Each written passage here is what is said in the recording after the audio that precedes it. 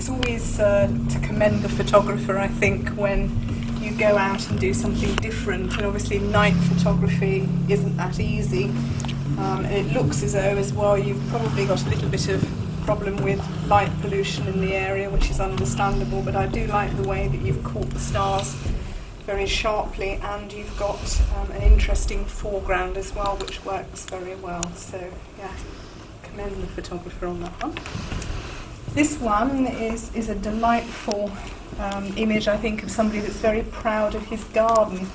The photographer has put him on the third, which is a very powerful position, and he looks very relaxed. He looks as though he's engaging with the photographer and is quite happy to have his picture taken. I think you were lucky on the day with that lovely blue sky, and also having got a few wispy clouds, which adds to the atmosphere. And I quite like the way that we're sort of looking back through the tunnel, and our eye goes round the garden as well. You've got some interesting plants, probably high summer, and then back into the house at the far corner there, which you sort of probably think, oh, is that his house and is this part of the garden? So there's a little story there to it as well, I think. This one, I'm presuming that Much Hadham, that's over there for the moment. Much Hadham is, I don't know the area that well, but I'm guessing it sort of sounds very villagey, and you've probably got quite a few thatched houses in the neighbourhood. I think what's interesting with this one as well, in addition to the detail that the photographer's got in the thatch, you've also caught it with an open window, which just adds a little extra something else. The tiles are interesting too, the shapes on them, whether or not those have been redone and you've managed to get some tiles from a local craftsman. I don't know whether they're the original ones. They certainly look as though they've got lichen and various bits and pieces on them. So I think that's an enjoyable, almost like an abstract, isn't it, really? So well done for showing some of the local touches. This one, I think the author's done well to crop it into a letterbox format. They say that quite often in the countryside you can sort of see several shades of green, and this one certainly demonstrates that. Landscape photography, as we all know, is all about the light, and I think you've got this lovely glow in the field in the middle there, which works very well. And again, you've captured an interesting sky. I like the way that the author has also used the two trees either side to sort of bookend the image, so that our eye is very much focused on the lovely trees and the grasses there in the foreground. So well done to that one as well.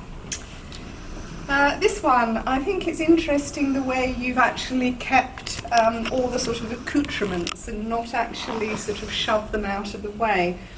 You've captured a moment in the village, in the catering part there, and I like the way that this lady is still holding her cup as well.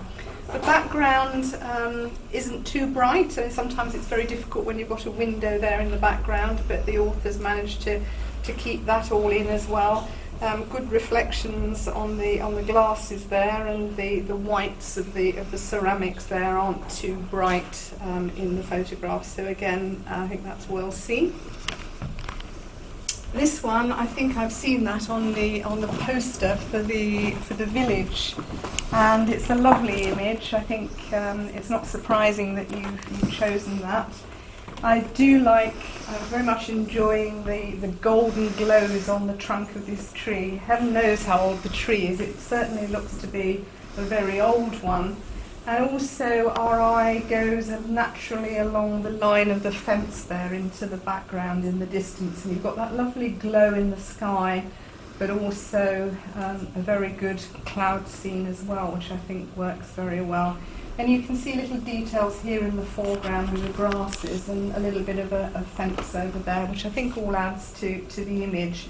The main thing, though, is you've caught, the photographer has used the light and has captured it when you've got that beautiful golden glow, emphasising the sort of sinewy bit and the sort of the thing that comes with ageing, with those trees where it sort of goes knotted and very interesting.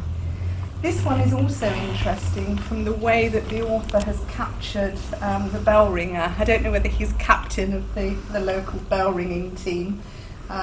He's looking up at you, and I think it's good that you've got the sort of business end of the bells there, really, from the bell tower. Again, a bit similar to the one over there. You've got light coming in through this window, but it's not too obtrusive. And he's in sort of quite a powerful part of the frame.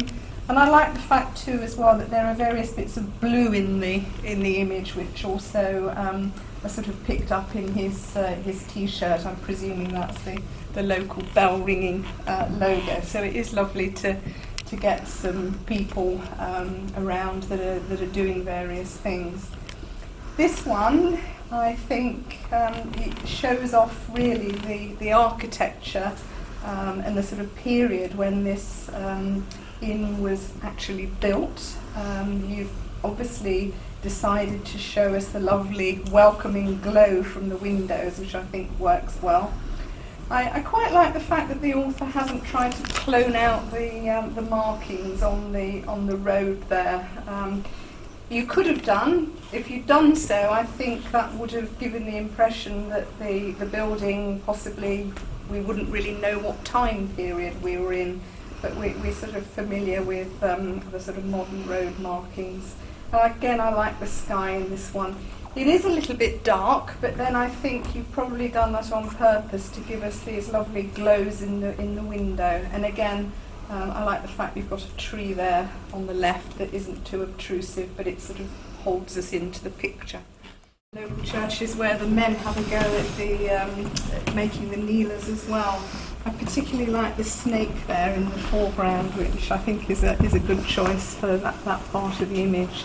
And I like the way you've positioned the two people as well. You've got both of them on the third and one further back, so it makes us look around the picture and appreciate not only the stained glass windows, but the loving care that's been taken with these lovely kneelers. And it's a really good way of setting off, I think, the things that happen in a village. So interesting. I'll just remind myself.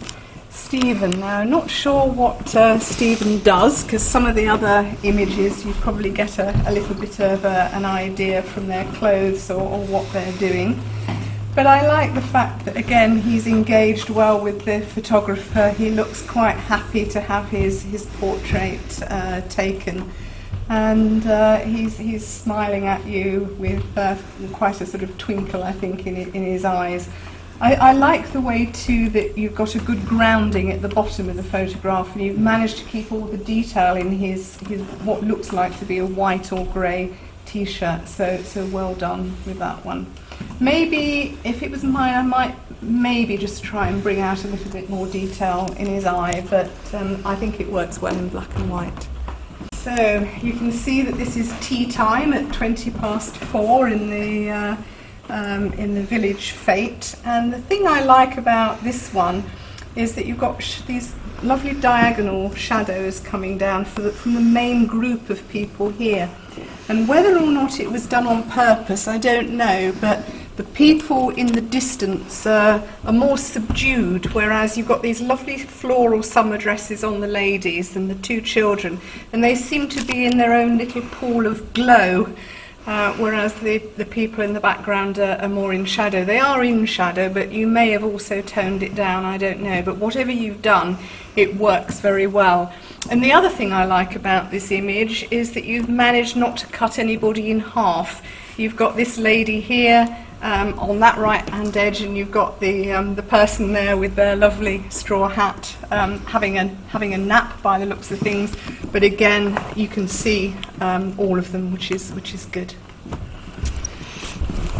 Right, now I think I recognise this lady from another point. Do you want me to come round? Make things easier for you. Yeah, she's obviously standing very proudly in her sitting room, and I do like the way that the photographer has juxtaposed her against the portrait there in the background.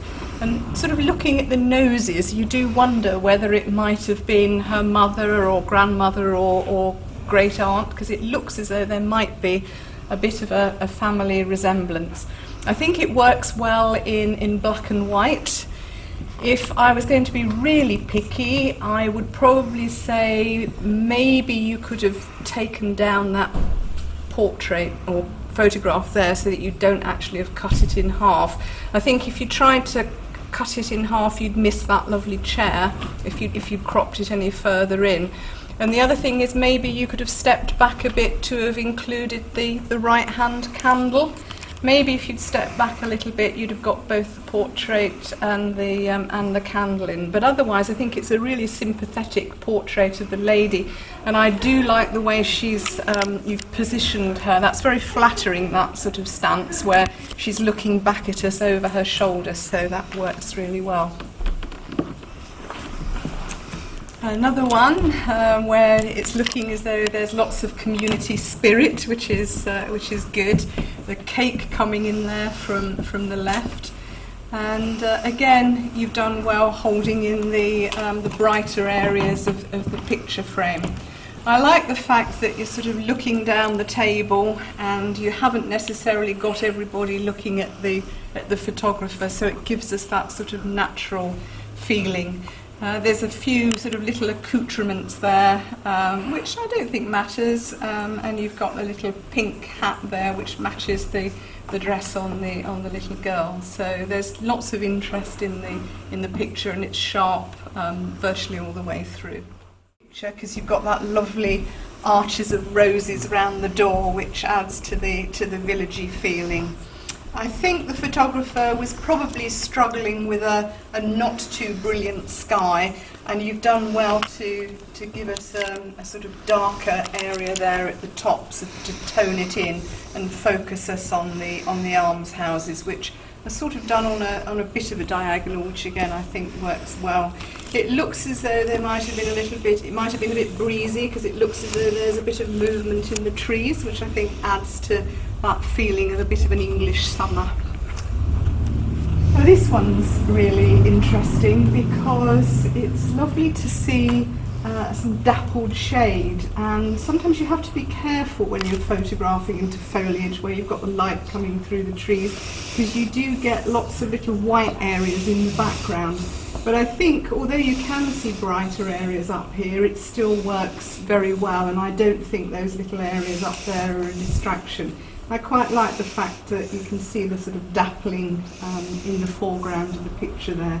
The tomatoes are an absolutely lovely colour. That sort of lime green really sort of stands out, and it's good to see the developing tomatoes in different shades of orange and red. So I think that works very well. Plus the fact that she's engaged very much with the photographer, and I quite like the fact that she's got her head behind a little bit of the greenery as well. This one was interesting because I've seen another one that's obviously taken on the same day, and I was trying to work out what on earth this sort of crackling was round the side, because normally when you see trombones or euphoniums or things that have this sort of trumpet area, you do get really good reflections. And I thought, oh gosh, it seems a bit odd that they're all sort of cracking up a bit. But then I realised when I saw further over there, I think this is a tent or a marquee coming over the top, and you've just sort of got guy ropes or something around here. So it's quite fun that you've got the three, and the three hats, they're all wearing very similar hats. And the other thing I quite like about this that I think is fun is that you can clearly see the guy in the foreground there, but then you've just got two hats in the background, so we make the assumption that there's somebody under there actually blowing them, which is quite fun. Okay. Now this lady looks as though she might have been a gardener, or she's very keen and proud standing in front of her cottage, probably hanging on to maybe one of her favourite shrubs. It's difficult to know where you would have cropped this one, and I think it's good to keep the the lettering in the back there that obviously has some local significance. I think if you'd have cropped it a bit higher up, you'd sort of lose the lovely tiles and things on the roof there. Again, she looks reasonably comfortable to have had a photograph taken. I think maybe you might have encouraged her to have a jumper. Gosh, it wasn't me, I never touched it. Okay, that's fine, I'll come and do that so you don't have to hold it up too long. I really like this one. I love the fact that you've caught the fireman and you've managed to get him having a practice with the hose there, and it's probably some sort of local pond and you can see all the spray, etc. Again, he's on a very powerful part of the image. He looks to have a cheeky smile on his face, sort of engaging with the photographer there. And I like the fact that you've got a coil in the hose. I think possibly if it was mine, I would have liked to have just seen the rest of it. Well, we presume that it's sort of going round here, but it would have been good just to have the complete circle, I think, in the front. But having said that, I think it's still a very engaging photograph, and I like the way as well that he seems to be in a lighter area and it goes darker into the background there, but we've got this lovely jet of water coming out that's very dynamic, so yeah, it's a good photo.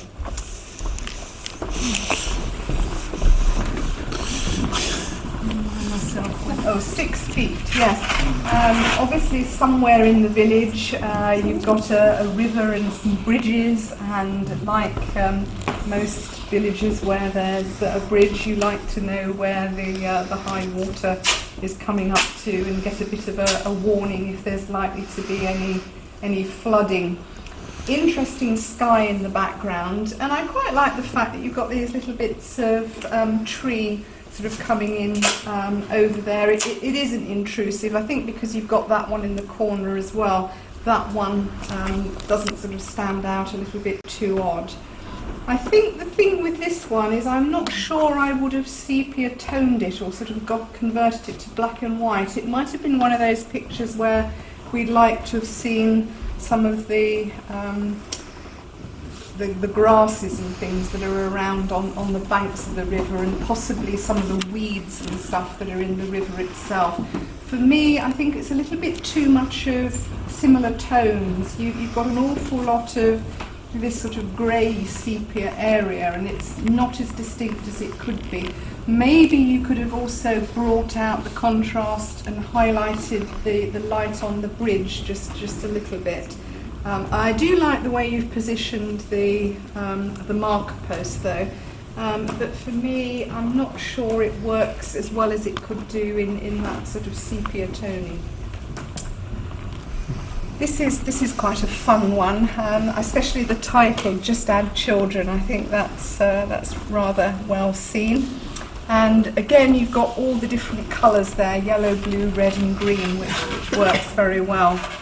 Again, you've not been fortunate to photograph it on a day when you've got a blue sky, but I think you've made the most of the trees in the background there, and I suppose you could have cropped it a little bit, but I think given that you have got this paler sky, it is nice to have a little bit more room around it, so I think you've probably made the best of it there.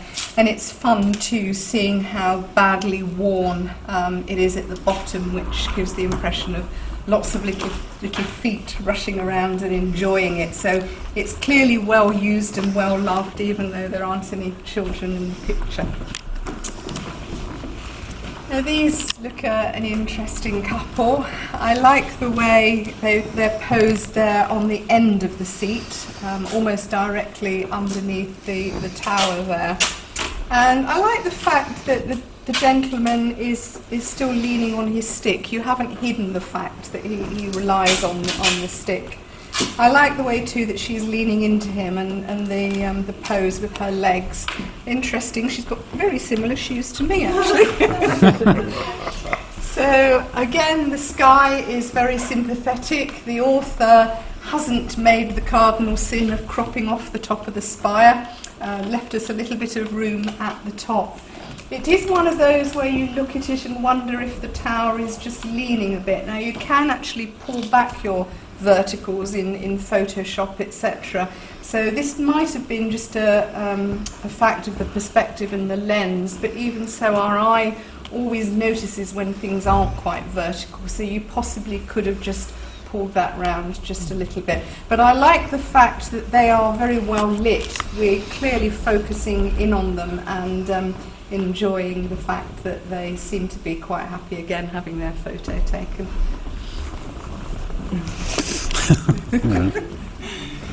Again, village fete, and I like the way that the author this time has given us a sort of diagonal perspective through, and we can enjoy all these lovely colourful umbrellas.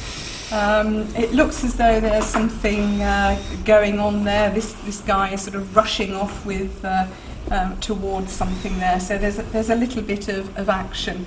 Just be careful where you've got things on the edge there. You could maybe just have cloned that little bit out there, because you do have to be careful if you've got brighter coloured things on the edge. But overall, I like the fact that you've captured the smoke and the atmosphere of what was probably a fun day as well, so well done. Now this one's an unusual one, because you've taken it from behind, and you've caught him just at that right moment, just as the ball's going out of his hand. So I'm guessing maybe it looks as though this is sort of crockery, so perhaps the boy is having great fun, as young lads probably would do, getting a chance to smash the crockery. And you can just get a hint of that in the front there. It looks as though there's a teacup or two with a floral pattern, and it's rather amusing. Whether or not you could have just toned down some of these white areas on the left-hand side, I don't think it sort of matters too much, but there's one that looks a little bit like a target or an eyeball there that is probably maybe just a little bit obtrusive. I'm not so worried about that one, because it looks as though it's a spare ball for the next person to come along. But I like the way you've toned it down at the back, and even though we can't see his face, I think he's having fun, so that's well seen. Clearly having great fun doing his jigsaw there. Again, I think you've been fairly sympathetic in the way that you've set him up, and he's sort of looking towards you over a good angle on the shirt. And I like the fact that he's got blue eyes with a twinkle in them that matches his shirt, and you've even got blue in the jigsaw puzzle there as well. I like the fact that you've got the surroundings where he is. You haven't taken the calendar down. So again, I think it works quite well. Just be careful, like some of the other ones where you've got a bright spot on the edge. You could probably either have taken a little bit off there or just sort of darken that little speck down. Now, is this a real doctor or not? I think I'd be a little bit worried if my doctor was still using the old-fashioned blood pressure gauge and had a rather strange-looking skull on his desk. So I'm guessing this might have been a setup. Maybe it's somebody in the camera. No, he's a real GP. Is he? Yes. Oh, right, Absolutely. okay. Senior partner. Right, okay. Excellent. Well, you've obviously got him to have some fun props, I think. I do like the bag in the background. One of our old GPs had a bag very similar to that. He looks very engaged with the photographer. He looks as though he looks as though he's sort of having fun with the props around him. And I like the way that you've got a lovely subdued background, but you can still see the details in his sleeves, which works very well. And of course, the stethoscope round the neck gives the game away. Again, photographer here has given us the bull. Obviously the local, and probably during the winter time the hub of activity in the evenings. And again, you've got this lovely glow in the windows, which I think works really well and gives us a really sort of welcoming feel. It's that lovely warm glow of come in and come out of the cold. So enjoying that, and again you've got a good sky, so I think that works very well. Now this is very much in your face, isn't it, with the neon, both the sign and the reflective jacket. But I think it works extremely well, especially against the duller background. And I do like the fact that you've got the telephone box there in the village, which again adds to a villagey feel, because you don't see too many of these around these days. A lot of them have actually gone over to using Wi-Fi contacts, so whether or not that is a genuine old phone or whether they've got something else in there. It's quite fun. If you've ever been around the Scottish Highlands and Islands, they tend to put chairs in their telephone boxes and do all sorts of strange things with them, which is quite nice, and decorate them. But I do enjoy the fact that you can see, even though there's a bit of a shadow, you can still see his eyes, and he's clearly enjoying his job. I don't think there's too many of them left actually, but it's good to see one. This one, I think, is probably the same image that you've got the starscape over there, and I do like the fact that when you're taking some pictures of somebody else's art, you do add something of the photographer in it as well. And clearly here, I think the photographer has probably made an effort to get up early and catch that lovely mistiness across the frame there. And again, I'm guessing it is morning, because you've got that lovely sort of pinky buff glow in the sky, which you don't always get at sunset. It tends to be a lot more vivid, but the photographer can probably come and tell me that I'm wrong afterwards. But I do like the lovely grasses in the front there, that lovely sort of golden glow, and the very pretty area in the sky, and that you've darkened it down a little bit on the top left. And of course our sculpture is in a powerful position on the third there, which works pretty well.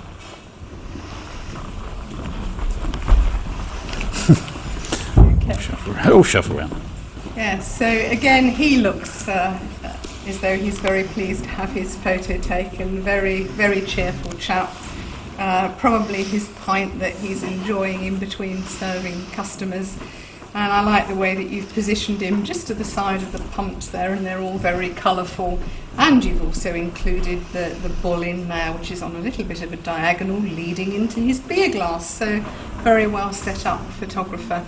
And you've got the London Ale there on the left, which is beautifully vertical, so well done.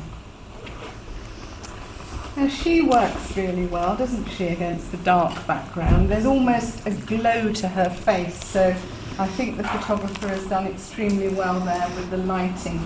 And I like the fact that her hair shade is almost beautifully reflected in the top that she's got there, and again the photographer has managed to hold everything in and not do it too bright.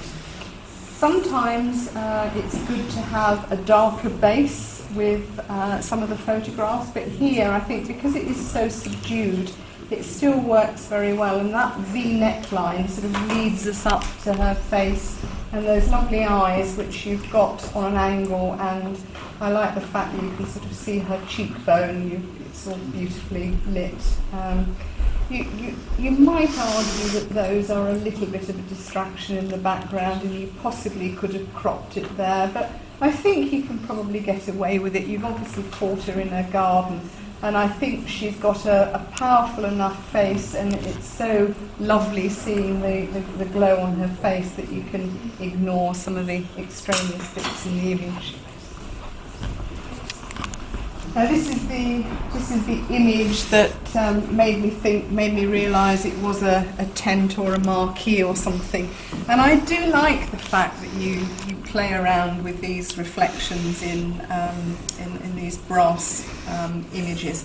And it's not always necessary to have somebody's face. The story here is the reflections of his other bandmates on the back there of the horn. And I like the fact too that you can just see he's wearing his spectacles and he's holding onto his instrument there, and it works really well.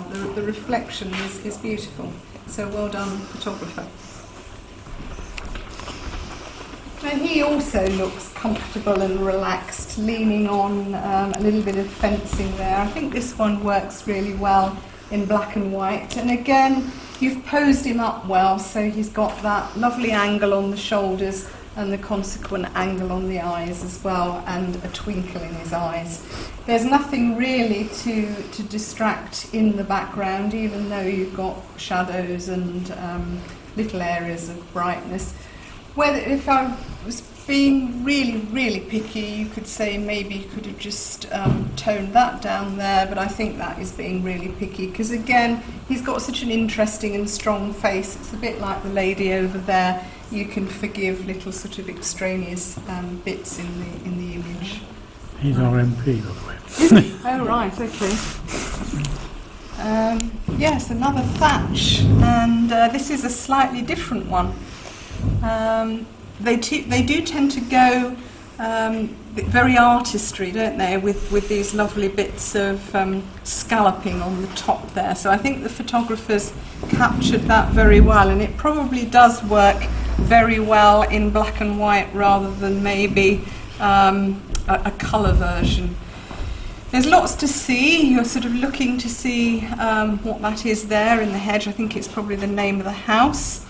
And I like the mullioned windows and the fact that you have caught it on a sunny day, because you can tell you've got the shadow of the thatch there. And the angle works pretty well too, I think, and it's good to see a straight edge over there on the right.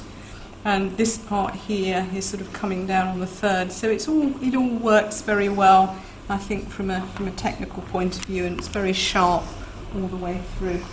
That's the last one in there.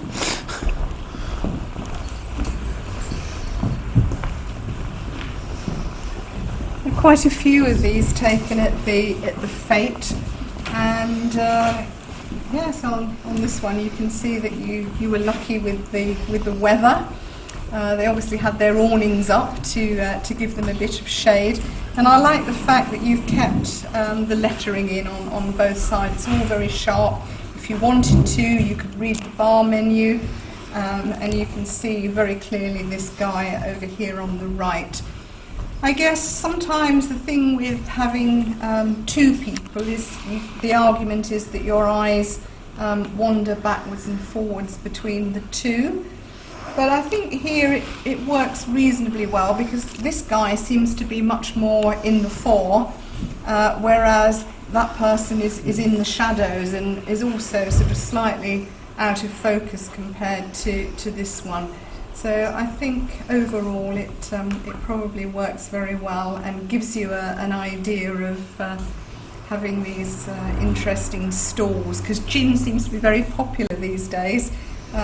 Everywhere you go there seems to be a gin distillery popping up, so gives you a chance to try different ones, I guess.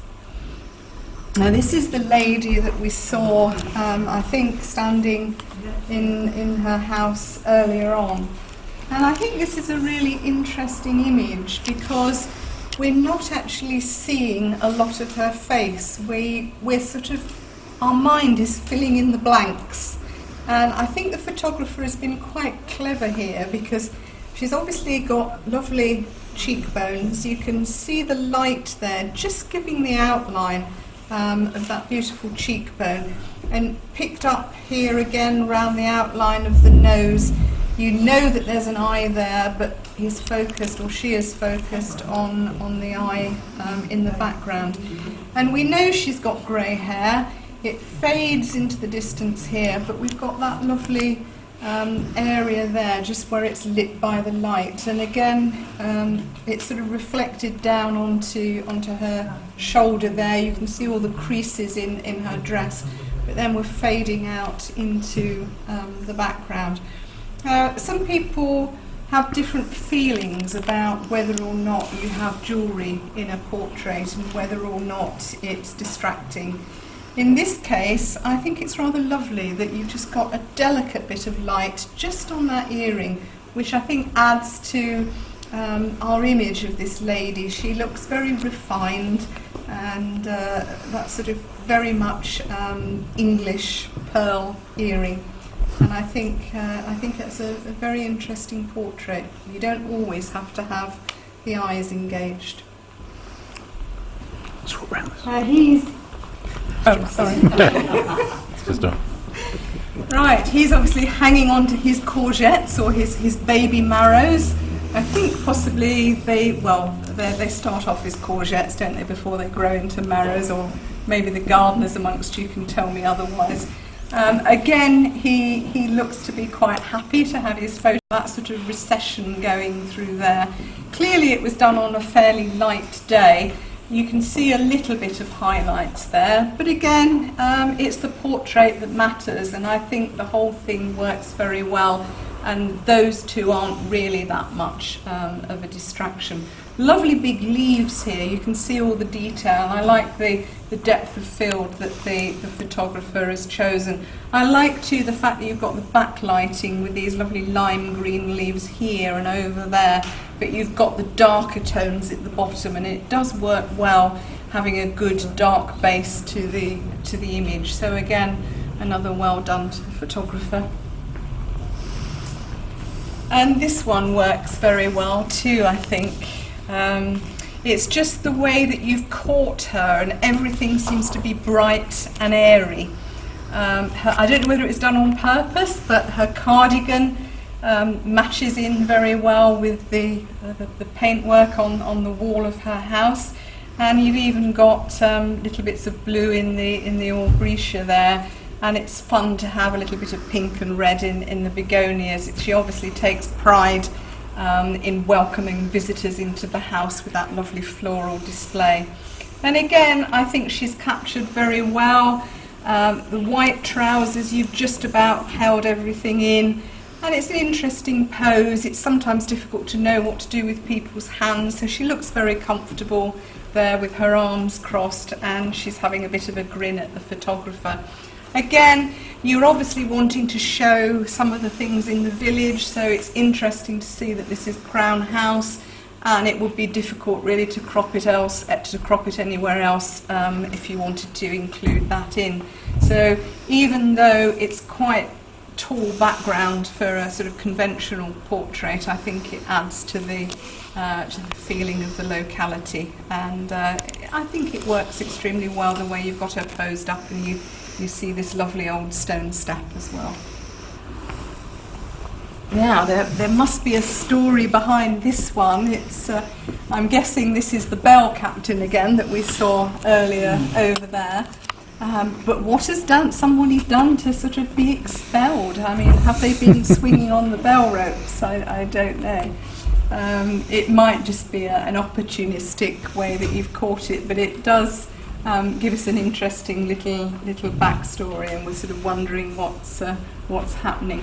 I like the fact that you've caught all the people that are involved in the bell ringing there, so that's quite fun. In a way, it would be nice as well to have maybe have seen another one where you see the whole group and see all their faces. But this one does have a really interesting story to it. And I like the way as well that you've technically, from the lighting aspect, you've managed to hold in the exterior there, the trees in the graveyard. It's not all burnt out, despite the fact that clearly it's going to be darker in the interior of the church. So well done for that one as well. Here we have our vicar, presumably. Posed very nonchalantly at the church door, and again I think you've posed him up very well. I like the fact that we've got a very interesting old stone head there as well, and I like the fact that his trousers are sort of fading into the darkness at the bottom there, because as we said before, it's always good having a dark grounding. There's these little extra bits that you sort of see in that, because it looks as though he's a barefoot vicar. He's not one of these guys that wears socks with his sandals, so extra point for the vicar there. And I like the fact that you've got him with a Holy Bible that looks fairly modern, and it's red. So of course, as photographers, we're drawn to the red there. And he again seems very pleased to have his photograph taken. And we can see all the detail all around in the stonework, which is fun, and maybe the sort of bits of dust that are accumulating on the door. There seems to be lots of tomato growing in the village. Whether or not this is their greenhouse or whether they own a commercial tomato growing business in the area, I don't know, but they're posing up quite well together there in the middle of the picture. And again, you've got them well engaged with you and well lit, good detail in the background, but nothing too extraneous to draw our attention away from the couple and the tomatoes there in the background. Again, this is an interesting subdued lighting picture, which I think works very well. You've got a bit of rim lighting there on the vicar and his Bible or the book that he's reading from at the lectern.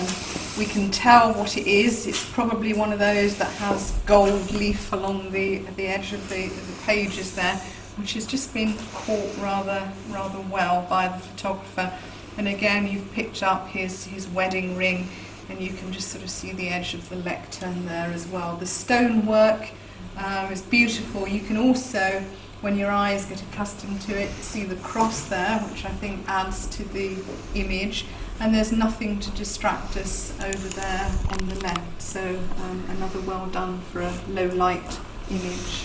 Swap sides. This one's... Oh, sorry. This one's rather a fun one, isn't it? It's nice to see the children or the young folk at the fete, and clearly you're advertising that it's part of the youth with the background there. With the two colours which sort of juxtaposed, I think it works really well that you've got the two different ones. If it was mine, I think I would have just said to her, can you just raise your arm just a little bit, because then you would have managed to get rid of the guy in his Stetson in the background there. But in a way, it sort of adds to the sort of local theme, and it's quite villagey.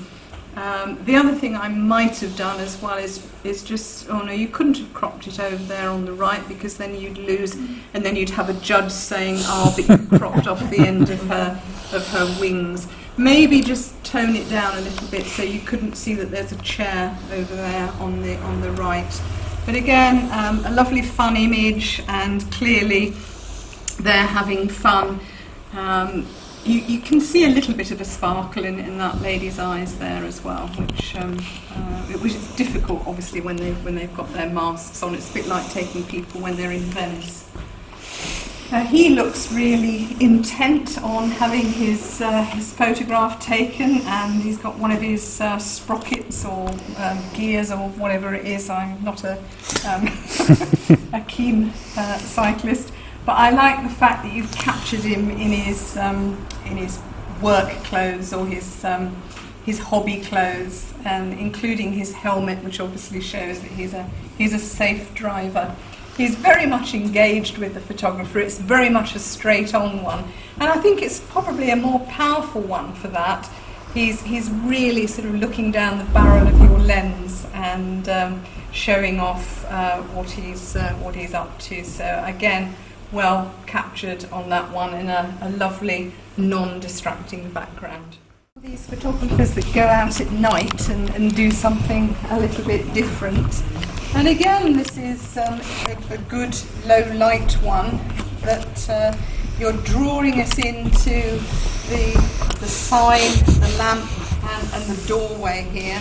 We can just sort of get a little bit of information as our eyes accustomed to it, and you've got a bit of a glow there in the window. But effectively, probably a good third of the image is quite dark, and you can't really see what's going on. But it does have that sort of air of mystique. You could almost take the picture again, maybe towards Halloween, and have a ghostly figure maybe in the corner. Now that's an intent expression, isn't it? And I noticed there was another one over there, sort of with the title, Keeping Your Eye on the Ball. Obviously a keen partnership here, and they both have a wonderfully intense expression on their faces. I like the fact that you can sort of see his little logo on the trousers there, that's a sort of a springing line. And of course, again, red is a very powerful colour, and it's just on that powerful part of the frame, and it leads us down to the little ping pong ball just about to either go over the net or come towards him. And I think that works very well, and again, no distractions in the background. Another gentle image against what appears to be the church door. You can just see the knocker there a little bit.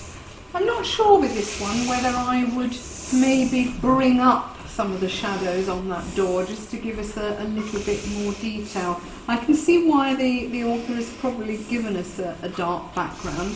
There's nothing wrong with this image. I would just maybe, if it was mine, I'd play with it and see whether or not I liked it lighter or keep it darker. Maybe the author has and has already decided that dark is better. But it does act as a really good foil for the lady who's again positioned on a strong part of the frame. I like the fact that you've included shoes, and she looks reasonably comfortable to have a photograph taken. And you've managed to have a good exposure and keep the detail in on her white shirt, which works very well. And she's got a very gentle expression on her face. Swap sides. I like doing these sort of pictures. Oops, sorry. I should have got the hang of it by now. I'll do it a different time each time to catch her out. My concentration because I was doing it down that Only one to go. Yes, it's always lovely this time of year, September, all the garden spiders come out and you can get some wonderful shots and macro ones too. And I like the fact that this looks as though it's sort of early morning with a bit of mist in the background, and you've decided to focus on the plants here, which have obviously given to their seed heads now that autumn has arrived. And you've got this lovely web, again, on an interesting part of the frame. It looks as though there's little bits of web here as well, or bits of insects or butterflies that might have been wrapped up and the juices sucked out by the spider. We can't actually see a spider, although I'm just wondering, there's a little something there that might just be the spider, but it's not a really big one. So yeah, that works really well too. Nice subdued colours. This one is very powerful in the fact that again he is keeping his eye on the ball. It's a bit of an action shot, and you've got the ball in just the right place, and again you've got his little logo there, and you've just given us just enough net so that we can see what the table is there. Interesting that he's got his veins and his tendons and things sticking out there as he's obviously holding on quite tightly to that bat. I'm trying to make up my mind which of the two I prefer. I think they're both good in their own way. I do like the red bat in that one. I think with this one, I don't know whether he actually, or it is a he. A friend of mine's just gone on safari to Africa. And he's very much a graphic artist, and he does a lot of art himself and paintings. And I said to him, when you go, because he asked a bit of advice because he's not really a photographer, and I said to him, get your traditional shots in the bag first, so you've got your nice sharp elephants and zebras and things. But then if you get a situation where you've got a load of flamingos that are all flapping their wings and taking off, try some slow shutter speeds and get some interesting motion shots. And I think I would have liked to have seen in the black and white one maybe the bat moving a little bit across here. That would have been an interesting one, but maybe the photographer has got some of those in the bag and they might be coming out in the autumn competitions. I hope so. Anyway, thank you very much. Thank you, for Julie. inviting me.